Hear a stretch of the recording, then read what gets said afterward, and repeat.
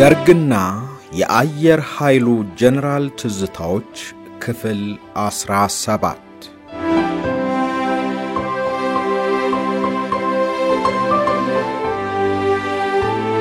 የግል ሕይወት በኢድሪ መንግስት ውድቀት ዋዜማ የባለቤቴና የሁለቱ ልጆቻችን ከሀገር ቤት መውጣት ቤተሰቤን ወደ ውጭ ሀገር ለመላክ በቅድሚያ ያቀድኩት ምንም ነገር አልነበረም።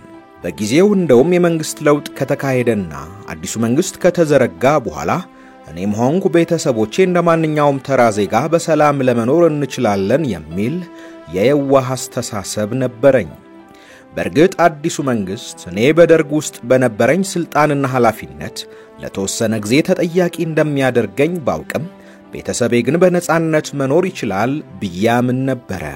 ይሁንና በዚህ የለውጥ ሂደት ውስጥ በባለቤቴና በልጆቻችን ላይ ሊደርስ የሚችለውን የስነ ልቦና ቀውስና በአኗኗራቸውም ላይ ሊፈጠር የሚችለውን ችግር አለማገናዘቤ በኋላ ላይ ሳስበው በጣም የሚያስገርም ነበር።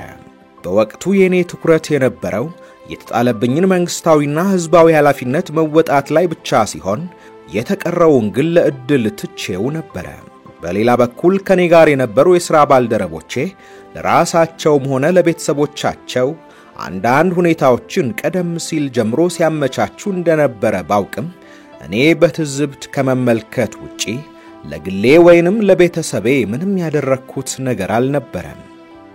ይሄ ጠባዬ ከበፊት ጀምሮ የነበረ ሲሆን በህይወቴ ውስጥም ቢሆን እስካሁን ያለፍኩባቸው ሁኔታዎች ሁሉ ያጋጣሚ ጉዳዮች ነበሩ ማለት ይቻላል። ለዚህም ለምሳሌ ካሁን በፊት እንደገለጽኩት ወደ ደርግ ተመርጬ የመጣሁበት ሁኔታም ሆነ ከዚያም በተከታታይ በተለያዩ የስልጣን ቦታዎች የተመረጥኩት በግሌ ባደረኩት ጥረት አልነበረም። በተመሳሳይ ሁኔታ ከባለቤቴ ጋርም ከተጋባንም በኋላ ለቤተሰባችን ንብረት ለማፍራትም ሆነ ስለ ልጆቻችን የወደፊት ዕጣ ፈንታ የበለጠ የምታስበው ባለቤቴ አልማዝ እንጂ እኔ አልነበርኩም። የኔ እምነት ማንኛውንም ነገር ማድረግ የሚገባን በአቅማችን ውስጥ ባለ ሁኔታ እንጂ ጥቅም ለማግኘት ወይንም ለልጆቻችን የተሻለ ሁኔታ ለመፍጠር የተለየ ነገር ውስጥ መግባት የለብንም የሚል ነበር።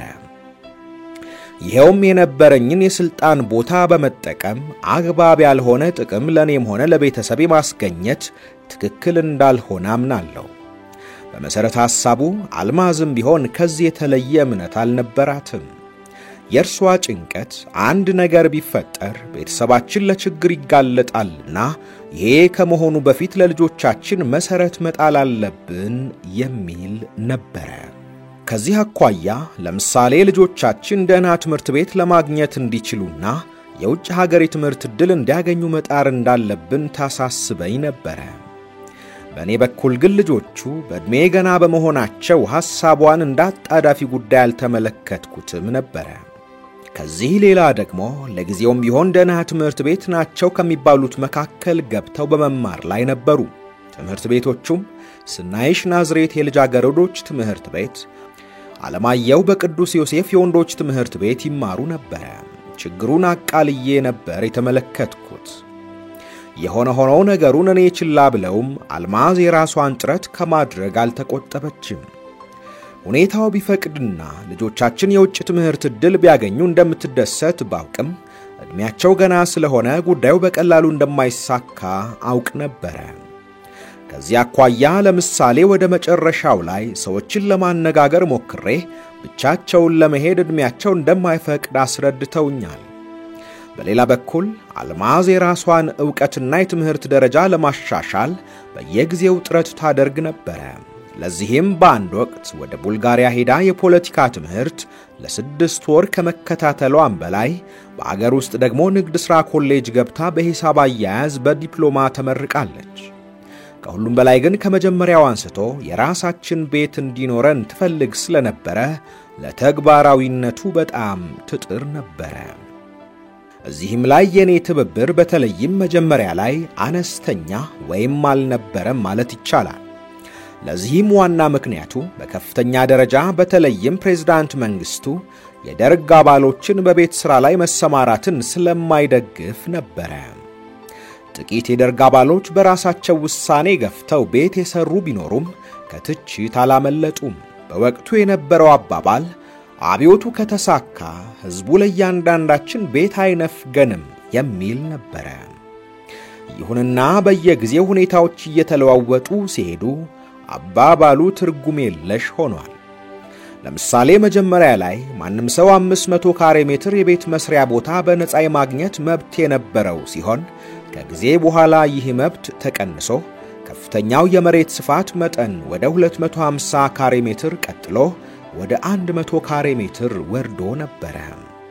ከዚህ ሌላ ደግሞ የቤት ስፋት መጠን የኮንስትራክሽን ማቴሪያል ቁጠባ ማድረግ ያስፈልጋል በሚል ከ70 ሜትር ካሬ እንዳይበልጥ ተወስኖ ነበረ። ይህ ድንጋጌ በተላለፈበት ወቅት ቤት ያልሰራነው ብዙዎቻችንን ያስቆጨ እንደነበር አስታውሳለሁ።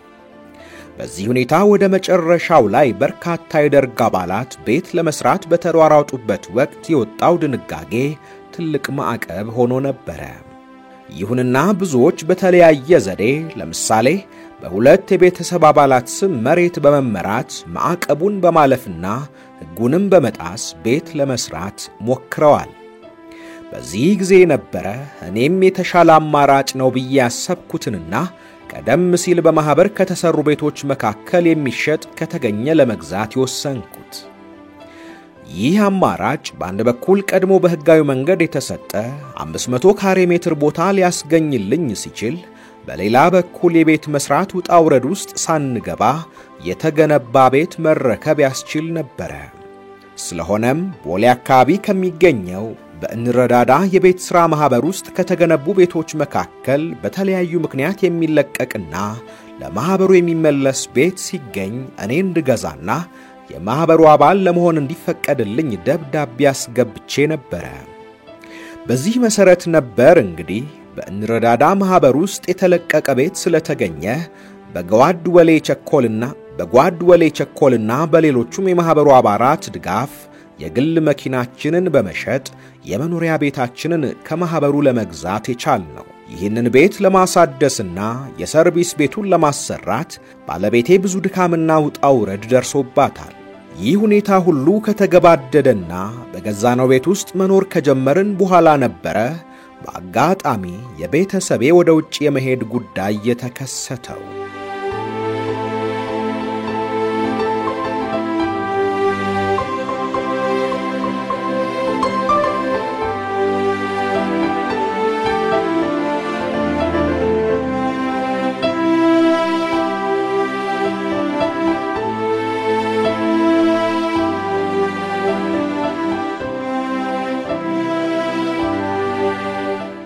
የባለቤቴ አልማዝ ለሕክምና ወደ እስራኤል የመሄድ አጋጣሚ። መጀመሪያው አጋጣሚ የተፈጠረው በ1983 ዓመተ ምህረት መጋቢት ወር ላይ አልማዝ ለሕክምና ወደ እስራኤል በመሄዷ ነበረ። ቀደም ሲል የካቲት 24 1981 ዓመተ ምህረት ሶስተኛ ልጃችንን ብሩክታዊትን በወለደችበት ጊዜ በተካሄደው ኦፕራሲዮን አንዳንድ ችግሮች ተከስተው ስለነበረና ወደፊት ሁኔታዎች ከፈቀዱ በውጭ ሀገር ምርመራ ብታደርግ ጠቃሚ መሆኑን ሐኪሞች ስለመከሩን አመች ጊዜን እንጠብቅ ነበረ። ስለሆነም ለሥራ ጉብኝት እስራኤል በሄድኩበት ወቅት በጓድ ካሳ ከበደ አማካኝነት ለአልማዝ የሕክምና ምርመራ ለማካሄድ ሁኔታዎችን ለማመቻቸት ተቻለ። ከዚያም አዲስ አበባ እንደተመለስን የመጓጓዣ ወጪ የሚሸፈንበትንና እዚያም በምትቆይበት ጊዜ የምታርፍበትን ቦታ ስናመቻች ቆየን። በዚህ መሰረት የትራንስፖርቱን ወጪ በሚመለከት የኢትዮጵያ አየር መንገድ ለዋና ዋና ደንበኞቹ በየዓመቱ ከሚሰጠው ነፃ ትኬት መካከል አንድ ትኬት በመከላከያ ሚኒስቴር ስም ማግኘት ስለቻልን ችግሩ ተቃለለ። ከዚህ ሌላ መከላከያ ሚኒስቴር የአየር መንገዱ ዋና ደንበኛ እንደመሆኑ መጠን አልማዝ እስራኤል ሕክምናዋን ከጨረሰች በኋላ ስትመለስ እግረ መንገዷን አንዳንድ ሀገሮችን ለመጎብኘት እንድትችል የመመለሻ ትኬቷን በእንግሊዝ ሀገር ለንደን አድርጋ እንድትመለስ ማድረግ ቻልን። የምታርፍበትን ቦታ በሚመለከት እስራኤል በአምባሳደራችን በጀነራል ታመነ ድልነሳው መኖሪያ ቤት፣ በለንደን ደግሞ በካውንስለሩ በኮሎኔል ኃይሉ ከበደ ቤት እንዲሆን አደረግን። በተለይ የኮሎኔል ኃይሉ ባለቤት የኔም ዘመድ ስለሆነች የለንደን ቆይታዋ ለአልማዝም የሕክምና ረፍትና የመዝናኛ ጊዜ እንዲሆንላት በሚል ነበረ መመለሻዋን በዚያ ያደረግነው። በዚህ አይነት መንገድ የሕክምና ጉዞዋን ካዘጋጀን በኋላ ትኬቱን ተቀብለን የመሄጃዋን ቀን መጠባበቅ ጀመርን። የጉዞውን ሁኔታ ብዙ ወሬ እንዳያስነሳ በማሰብና እንደ ባለስልጣን ባለቤት ሳይሆን እንደ ማንኛውም መንገደኛ ተሳፍራ እንድትሄድ ስለፈለኩኝ በአውሮፕላን ማረፊያ ጣቢያው የተለየ ዝግጅት እንዲደረግ አልፈለኩም ነበር። በዚህ ምክንያት በሾፌርነት ያገለግለኝ የነበረውን ወታደር ተክሉን አውሮፕላን ማረፊያ ወስዶ እንዲያሳፍራት ላኩት። ይሁንና የነጻ ትኬት ተገልጋዮች በአውሮፕላኑ ላይ መቀመጫ የሚያገኙት ትርፍ ቦታ እስካለ ድረስ መሆኑን በቅድሚያ ባለማወቃችን የዚያን ዕለት ጉዞዋን ሳናስበው ተሰረዘ። አልማዝ ከአውሮፕላን ማረፊያ እንደተመለሰች ቢሮ ደውላ ስትነግረኝ በወቅቱ የአየር መንገዱ ሥራ አስኪያጅ ለነበረው ለካፒቴን ዘለቀ ደውዬ የደረሰውን ሁኔታ ገለጽኩለት። እርሱም በተፈጠረው ሁኔታ አዝኖ ይህንን ችግር የፈጠሩትን ሰዎች እንደሚቀጣና በሚቀጥለው የአውሮፓ በረራ መስመር ላይ ቦታ እንደሚያዝላት አረጋገጠልኝ። ችግሩ በመሰረቱ የተፈጠረው ለአየር መንገዱ በቅድሚያ ባለማሳወቄና ባለቤቴ እንደማንኛውም መንገደኛ እንድትጓዝ በመወሰኔ ነበር።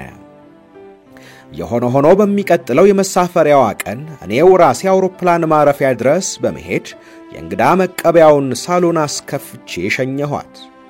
በዚህን ወቅት ያለምንም ችግር የአየር መንገድ ፕሮቶኮል መጥቶ ወሰዳትና አሳፈራት። በዚያው አውሮፕላን ማረፊያ ተገኝተን የሸኘናት እኔ አስራት የነሽና ሕፃኗ ብርክታዊት ነበርን። መጀመሪያ ላይ ወሬ እንዳይዛመት በሚል የወሰድኩት እርምጃ ችግር በመፍጠሩና አሁን ደግሞ ጉዞዋን በይፋ በማድረጌ ለተጨማሪ አሉባልታ በር ተከፈተ። ይኸውም ባለቤቴ ለሕክምና ጉዳይ እስከምትሄድና ከጨረሰች በኋላ እንደምትመለስ ሰዎች ባለማወቃቸው የአልማዝን ጉዞ የወሰዱት ለዘለቄታው ወደ ውጭ ሀገር እንደተሸኘች ነበረ። ይህ ወሬ ተዛምቶ ኖሮ እኔ ስለ ሁኔታው የሰማሁት በኋላ በስተመጨረሻ ላይ ነበረ። እንደ እውነቱ ከሆነ በወቅቱ አልማዝ ወደ እስራኤል በሄደችበት ጊዜ ቤተሰቤን ወደ ውጭ ሀገር የመላክ ሐሳብም ሆነ ዕቅድ አልነበረኝም። በዚያን ሰሞን አንዳንድ በስልጣን ላይ የነበሩ ሰዎች ቀደም ብለው ልጆቻቸውን ወደ ውጭ ልከዋል የሚል ወሬ ስሰማ እንኳ ነገሩን የምመለከተው በትዝብት ነበረ። ለዚህም ምክንያቱ በእኔ አመለካከት ማንኛውም የስልጣን ተካፋይ ሆነው የቆየ ሰው ችግር በመጣ ጊዜ ሁኔታውን መጋፈጥ ይኖርበታል እንጂ እንዴት ሀገርና ሕዝብን ትቶ ይሄዳል የሚል እምነት ነበረኝ። በወቅቱ ፕሬዝዳንት መንግስቱ ሀገር ጥሎ ሄዶ ስላልነበረ እንደዚህ ያለ አስተሳሰብ በአእምሮዬ አይጉላላም ነበረ። ይሁን እንጂ ነገሮችን አሁን መለስ ብዬ ሳስተውላቸው የነበረኝ አስተሳሰብና እምነት የየዋህነት ነበር ማለት ይቻላል። ይሄውም ችግር መጋፈጥ እንኳን ቢያስፈልግ እኔ በግለሰብነቴ እንጂ ቤተሰቤን በተለይም ልጆቼን ለዚህ ማጋለጥ አልነበረብኝም። የሆነ ሆኖ በዚያን ጊዜ ይህን የመሰለ እምነት ይዤ የነበረ ሲሆን የባህር ኃይል አዛዥ ሪር አድሚራል የኋላሸት ግርማ ቢሮ የመጥቶ ባለቤቱንና ልጆቹን ወደ አሜሪካ መላኩን ሲነግረኝ በግሌ አዝኜበት ነበረ። በወቅቱ እንደ ምክንያት አድርጎ የገለጸልኝ ባለቤቱ ኢሲኤ ትሰራ ስለነበረ ወደ ዋናው መስሪያ ቤት ኒውዮርክ ተዛውራለች የሚል ነበረ። እንዲያም ቢሆን እንዴት በዚህ ጊዜ ቤተሰቡን ለማሸሽ ወሰነ በሚል ነበር የታዘብኩት።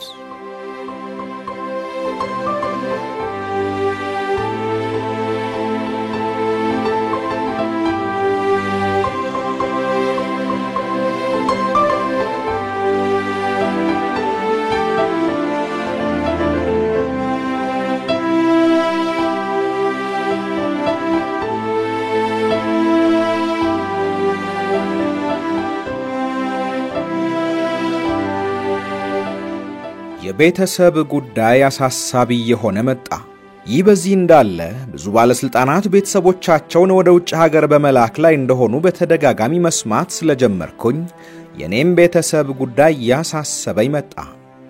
ይሁንና ስለ ቤተሰባችን ወደ ውጭ ሀገር መሄድ ጉዳይ አንደኛ አልማዝ ጋር በቅድሚያ ስላልተነጋገርንበት፣ ሁለተኛ ደግሞ የትና ማን ዘንድስ ሊሄዱ ይችላሉ የሚሉ ጥያቄዎች ለጊዜው መልስ ስላልነበራቸው አሁንም ስለ ጉዳዩ በአእምሮዬ ከማሰላሰል ውጪ ወደ ተግባር ለመተርጎም ዝግጁ አልነበርኩም። በዚህ ሁኔታ ውስጥ እንዳለው አንድ ቀን ጓድ ወሌ ቸኮልና ጓድ ፋሲካ ሲደልል በድንገት ቢሮ የመተው ስለ አንዳንድ ጉዳዮች በመወያየት ላይ ሳለን ሁለቱም ለጊዜውም ቢሆን ቤተሰቦቻቸውን ወደ ውጭ እንደላኩና እኔንም አደገኛው ጊዜ እስከሚያልፍ ድረስ ቤተሰቤን ወደ ውጭ እንድልክ አሳሰቡኝ። የነርሱን ቤተሰቦች አላላክ ሲገልጹልኝ ጓድ ፋሲካ አሜሪካ ከ20 ዓመት በላይ የኖረች የባለቤቱ እህት ስላለች የግብዣ ወረቀት ለባለቤቱና ለልጆቹ እንድትልክላቸው በማድረግ ጓድ ወሌም በበኩሉ የባለቤቱ ዘመድ ከሆነች ሴት ከዚያው ከአሜሪካ ተመሳሳይ የግብዣ ወረቀት በማስመጣትና ከአሜሪካ ኤምባሲ ቪዛ በማስመታት ሰሞኑን ወደዚያው እንደላኳቸው አስረዱኝ። ከዚህ ሌላ ትራንስፖርት ወጫቸውን ለመሸፈን ጓድ ፋሲካ የግል ተሽከርካሪውን በመሸጥ ገንዘቡን እንዳገኘ ጓድ ወሌም ውጪ ከሚኖር ሰው ለትራንስፖርት ወጪ የሚሆን ገንዘብ እንደተበደረ በዝርዝር ገለጹልኝ። ይህች ቀን ለቤተሰቤ በጣም ወሳኝ ቀን ነበረች። ሁለቱንም ሰዎች በቅርብ ስለማውቃቸውና ለረጅም ጊዜ አብረን ስንሰራ የማምናቸው ስለነበሩ የሰጡኝን ምክር በአስቸኳይ ተግባራዊ ለማድረግ ወሰንኩኝ። የእነዚህ ሁለት ሰዎች በዚያች ዕለት በአጋጣሚ እኔ ቢሮ መጥተው ስለ ጉዳዩ ማንሳታቸው በአእምሮዬ ይጉላላ የነበረውን የይሉንታ ስሜት በሙሉ ገፈፈልኝ። ከዚህ ሌላ አብዛኛው ሰው ቤተሰቡን ወደ ውጭ መላኩን በዝርዝር ስላረጋገጡልኝ የግብዣ ወረቀት እንደምንም ብዬ ለማስመጣት ከቻልኩኝ ከአሜሪካ ኤምባሲ ቪዛ ለማስመታት እንደሚረዱኝ ገለጹልኝ። በመሆኑም በቅድሚያ ስለ ጠቅላላ ሁኔታ ከአልማዝ ጋር ለመወያየትና በጉዳዩ እንድታምንበት ለማድረግ ወሰንኩኝ። በዚህን ወቅት ባለቤቴ አልማዝ ሕክምናዋን ጨርሳ ከእስራኤል ወደ እንግሊዝ ለንደን ሄዳ ስለነበረ በየጊዜው በስልክ ብንገናኝም ስለ ውጭ መሄድ ጉዳይ አንስተን አናውቅም ነበር። በዚያን ዕለት ግን ሰላምታ ከተለዋወጥን በኋላ ከነወሌ ጋር ስላደረግነው ውይይት አጫውቻት የሷና የልጆቹ በዚህ አስቸጋሪ ወቅት ለጊዜውም ቢሆን በውጭ ሀገር መቆየት አስፈላጊ መሆኑን ለማሳመን ሞከርኩኝ። ለጊዜው ነገሩ ለእርሷ ዱብዳ ስለሆነባት መጀመሪያ ላይ አቅማማች። ከሁሉ በፊት ሳታስበው እንዲወጣ በዚያው መቅረቱን ለመቀበል አስቸግሯት ነበር። በእርሷ በኩል የተሻለ መስሎ የታያት በቅድሚያ ወደ አዲስ አበባ ተመልሳና ከዚያም ሁኔታዎችን አስተካክላ ወደ ውጭ መሄድን ነበር። እኔ ደግሞ በዚያን ወቅት የነበረኝ ስሜት አንደኛ ቤተሰቦቼን ወደ ውጭ ለመላክ በጣም የዘገየው ስለመሰለኝ ጊዜ እንዳጠፋ፣ ሁለተኛ የአልማዝ ወደ አዲስ አበባ መመለስ የትራንስፖርት ወጪ ከመጨመር ሌላ ሁኔታዎች ሊሰናከሉ ይችላሉ የሚል ስጋት ስላደረብኝ ሐሳቧን አልተቀበልኩም። በሌላ በኩል ደግሞ ለንደን ያረፈችባቸው ዘመዶቻችን ኮሎኔል ኃይሉ ከበደም ቢሆን አልማዝ ለንደን እንድትቆይና ልጆቹ እርሷ ዘንድ ይላኩ የሚለውን ሐሳብ ደግፈው ነበር።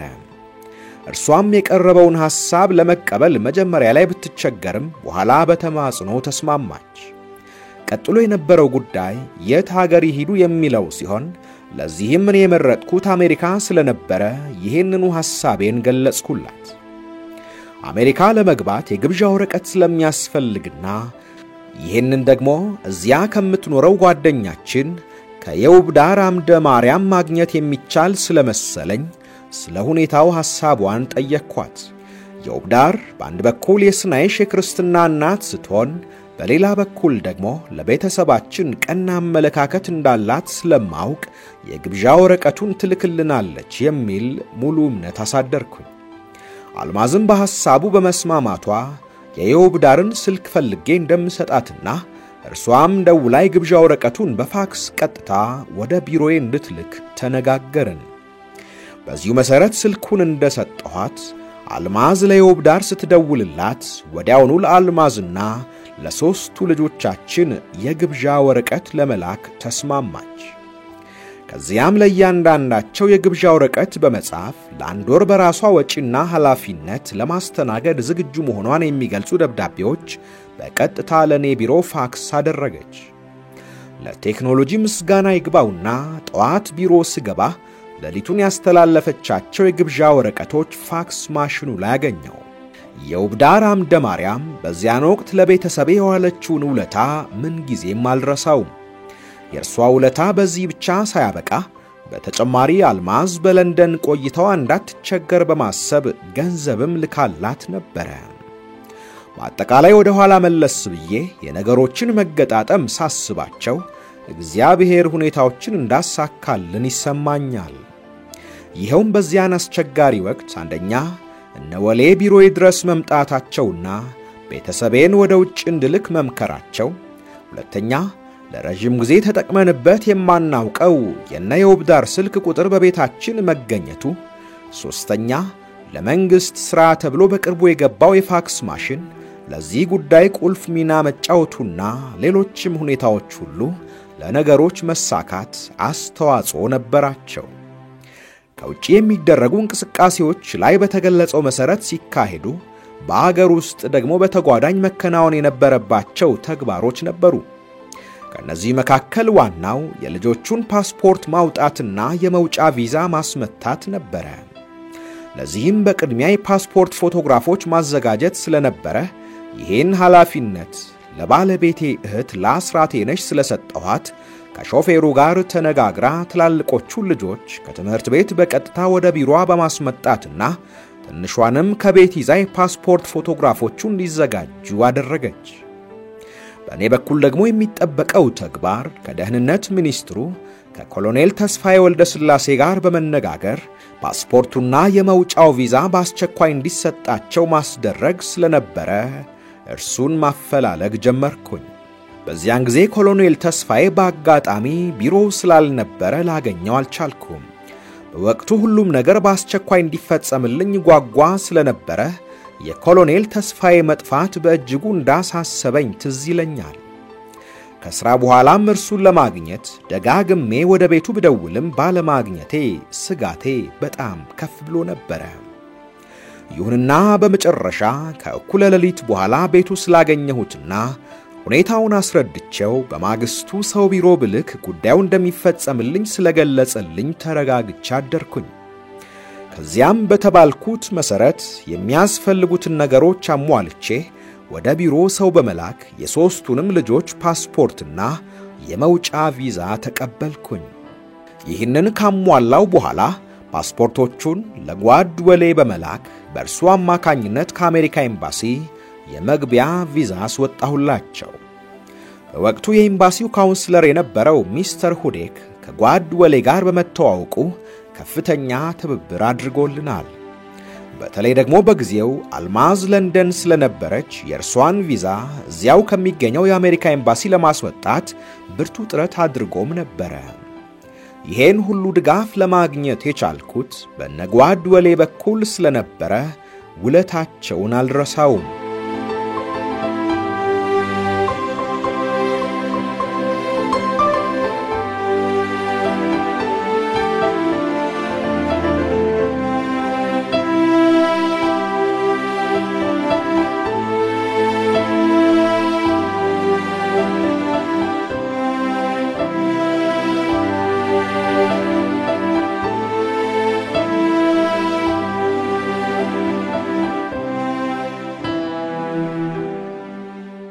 የቤተሰብ ስደት ዝግጅት።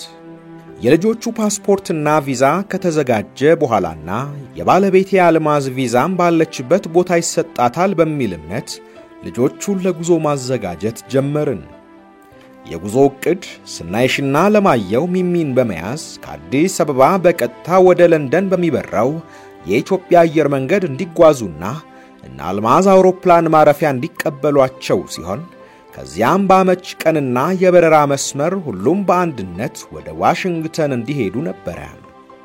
ለዚህም ሲባል ለሶስቱ ልጆች ከአዲስ አበባ ዋሽንግተን የደርሶ መልስ ቲኬት፣ ለአልማዝ ደግሞ ከለንደን ዋሽንግተን የደርሶ መልስ ቲኬት ከአዲስ አበባ አስቆረጥን። የደርሶ መልስ ቲኬት ያስፈለገበት ምክንያት ወደ አሜሪካ የሚሄዱ በግብዣ መልክ ስለሆነና የመቆያ ጊዜያቸው ሲያልቅ ወደ አገራቸው ለመመለስ ችግር እንዳይፈጠር ኤምባሲው የሚያስገባው ግዴታ በመሆኑ ነበረ። በወቅቱ እኔም የነበረኝ ስሜት በሀገራችን ያለው ችግር መፍትሄ እንዳገኘ ይመለሳሉ የሚል ነበረ። ለማንኛውም ለጊዜው የነበረው አንገብጋቢ ጉዳይ ቤተሰቦቼ አደገኛውን ወቅት በውጭ ሀገር እንዲያሳልፉ ማድረግ በመሆኑ ትኩረቴ ሁሉ ልጆቹን በአጭር ጊዜ ውስጥ ወደ አልማዝ መላክ ላይ ነበረ። በሌላ በኩል ምናልባት ቤተሰቦቼ ለተወሰነ ጊዜ አሜሪካ መቆየት ቢኖርባቸው ማን ሊረዳቸው ይችላል የሚለውን ነገር ከነወሌ ጋር መወያየት ጀመርኩኝ።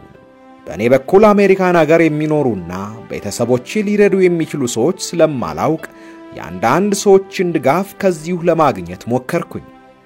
በዚህ ረገድ እነወሌ ችግሬን ለጓድ ኃይሉ ይመኑ ስለነገሩት በእርሱ በኩል የሚቻለውን ሁሉ እንደሚያደርግ በወቅቱ ገልጾልኝ ነበረ።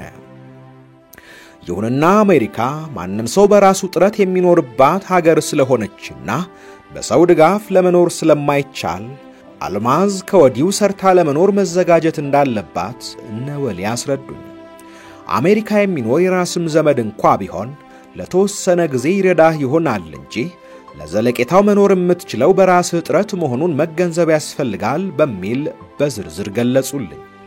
ከዚህ በተጨማሪ አሜሪካ ውስጥ ሥራ ሲባል ደግሞ ማንኛውንም ነገር ማለትም ከጉልበት ሥራ ጀምሮ ለመስራት እያንዳንዱ ግለሰብ የስነ አእምሮ ዝግጅት ማድረግ እንደሚያስፈልገው አስረዱኝ።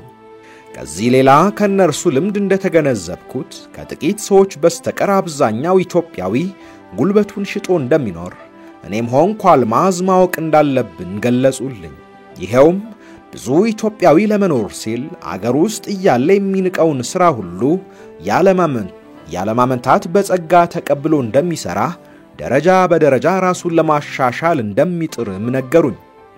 ስለሆነም የአሜሪካ ኑሮ መጀመሪያ ላይ ለአልማዝ ሊከብዳት ስለሚችል የትንሿን ልጅ መሄድ እንዳዘገይና ሁለቱን ትልልቆቹን ብቻ ልኬ አልማዝም እንደ ልቧ መንቀሳቀስ እንድትችል ሁኔታዎችን ማመቻቸት የሚሻል መሆኑን አማከሩኝ። በእርግጥም በዚያን ወቅት ብሩክቲ ገና በሞግዚት እንክብካቤ ስር ስለነበረች የእርሷ መሄድ ለአልማዝ ችግር እንደሚሆንባት ግልጽ ነበረ። ስለሆነም የነወሌን ምክር በመቀበል ብሩክቲን አስቀርቼ ስናይሽንና አለማየሁን ብቻ ለመላክ ወሰንኩኝ። መጀመሪያው ላይ አልማዝና እህቷ አስራቴነሽ በሐሳቡ አልተስማሙም ነበረ።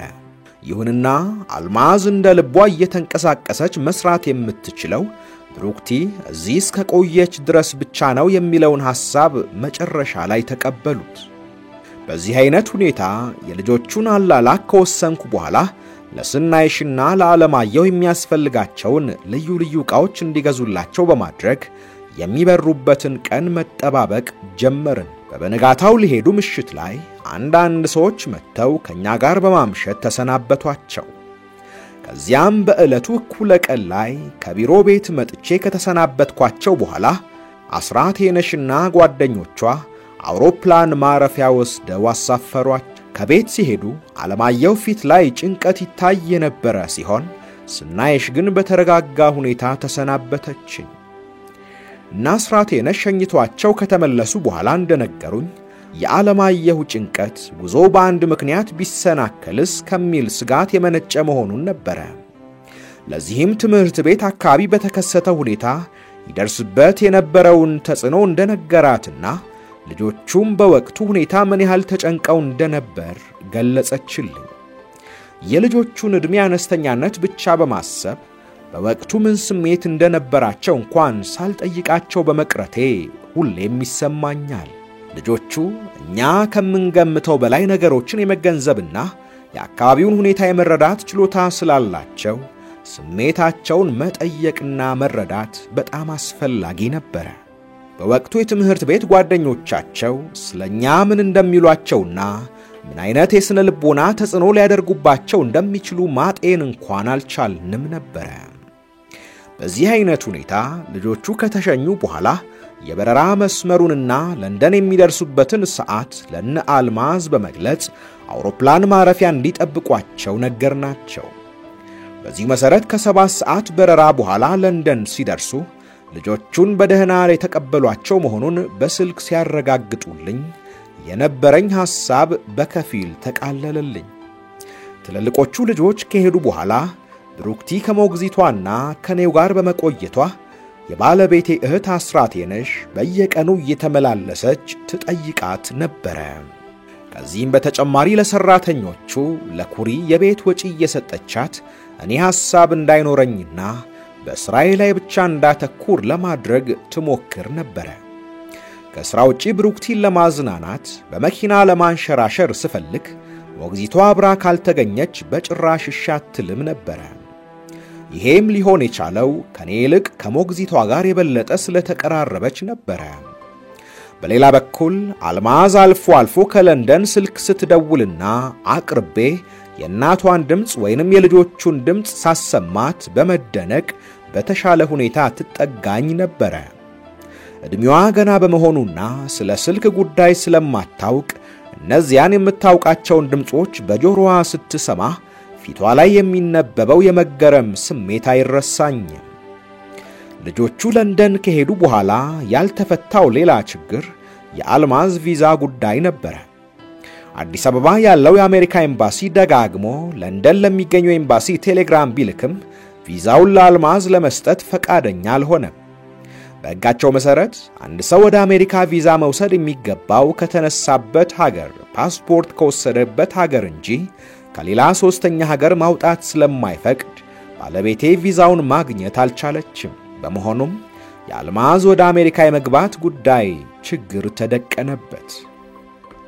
ያንን ችግር ለመፍታት በጓድ ወሌ በኩል የቀረበው ሐሳብና የኤምባሲውም ተጠሪ የደገፈው የአልማዝን ፓስፖርት ከለንደን በማስመጣት ቪዛውን አስመትቶ መመለስ ነበር። ለዚህም ተግባር የኢትዮጵያ ኤምባሲ ፓስፖርቱን በአየር መንገድ የደህንነት ሰራተኛ አማካኝነት በቀጥታ ወደኔ በመላክ ጉዳዩን እንዳስፈጽምና ከዚያም በተቻለ ፍጥነት መልሼ እንድልክ ማድረግ ነበር። ይህ አሰራር ለተወሰነ ቀናትም ቢሆን አልማዝ ያለ ፓስፖርት በውጭ ሀገር እንድትኖር የሚያስገድዳት ስለነበረ የተወሰነ ስጋት መፍጠሩ አልቀረም። ይሁንና ሌላ አማራጭ ስላልነበረ በዚሁ ተስማምቼ አልማዝ ፓስፖርቷን እንድትልክ አደረኩኝ። በዚህ ወቅት ይህንን ጉዳይ በቅርብ እየተከታተለ ያስፈጽምልኝ የነበረው ረዳቴ ብርጋዴር ጀነራል አለባቸው ከበደ ነበር። እርሱም ከአየር መንገዱ የደህንነት ኃላፊ ጋር በመነጋገር ፓስፖርቱን አዲስ አበባ እንደደረሰ ከዚያው ከአውሮፕላን ማረፊያ ተረክቦ እኔ ዘንድ ስላመጣልኝ የመጀመሪያው ምዕራፍ በደህና ተግባራዊ ሆነ። እኔም ወዲያውኑ ፓስፖርቱን ከውጭ ጉዳይ ሚኒስቴር ከተጻፈ ሸኝ ደብዳቤ ጋር አያይዤ ለጓድ ወሌ ስለሰጠሁት በአጭር ጊዜ ውስጥ ቪዛውን አስመትቶ አመጣልኝ። ከዚያም እንዳመጣጡ ፓስፖርቱ በአየር መንገዱ የደህንነት ሰራተኛ አማካኝነት ለንደን ተልኮ ደረሰ። በዚህ አይነት ሁኔታ የተፈጠረው ችግር ተቃሎ ባለቤቴ ከልጆቻችን ጋር ወደ አሜሪካ የምትጓዝበት መንገድ ተመቻቸ። አልማዝና ልጆቹ ለንደን ከአንድ ወር በላይ ቆይተው ስለነበረ የፕሬዝዳንት መንግስቱን መኮብለል የሰሙት እዚያው ያሉ ነበር። የፕሬዝዳንቱን መኮብለል የሰማ ሁሉ እንደተደነቀው አልማዝ ነገሩን ስትሰማ በጣም ተገረመች። ከጥቂት ጊዜ በኋላ ከአሁን በፊት እንደገለጽኩት የፕሬዝዳንቱ መኮብለል እንደተሰማ ጦሩ በየግንባሩ መፍረስ ስለጀመረ ሻዕቢያ በቀላሉ ወደ አስመራ መግባቱ ይታወሳል። እንዳጋጣሚ ሆኖ አልማዝ ወደ አሜሪካ የሄደችው ሻዕቢያ አስመራ የገባለት ሲሆን አውሮፕላን ማረፊያ መታ የተቀበለቻት የውብዳር አምደ ማርያም ነበረች። የውብዳር የኤርትራ ተወላጅ በመሆኗ የነገሮች መገጣጠም ታዲያ በጣም አስገርሞኝ ነበር። የሆነ ሆኖ ግን ባለቤቴንና ልጆቼን በወዳጅነት ተቀብላ በዚያ አስቸጋሪ ወቅት ያደረገችላቸውን መስተንግዶ ምን ጊዜም የማልረሳው ነው። ከዚህ ሌላ ቤተሰቦቼ እርሷ ዘንድ በቆዩበት ጊዜ ስልክ ደውል ስለነበረ የውብዳር እኔን ለማጽናናት ከመሞከሯም በላይ ወደ አንድ ኤምባሲ ሄጄ ጥገኝነት እንድጠይቅ ትመክረኝ ነበር። በዚህ አይነት ሁኔታ ነበር እንግዲህ ቤተሰቦቼ ወደ አሜሪካን ሀገር ለመሄድ የበቁት።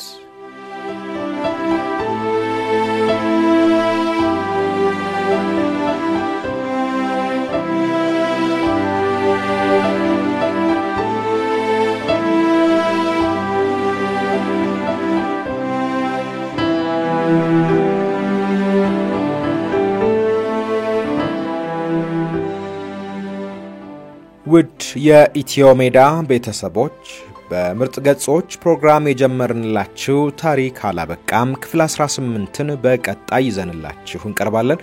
ወደ ቤተሰቦቻችን ቻናላችንን ሰብስክራይብ፣ ላይክ፣ ሼር እንድታደርጉ ሐሳብ አስተያየቶቻችሁን እንድታጋሩን የቻናላችን ሜምበር ወይም ቤተሰብ በመሆን ዝግጅቶቻችንን እንድትደግፉ በአክብሮት እንጠይቃለን።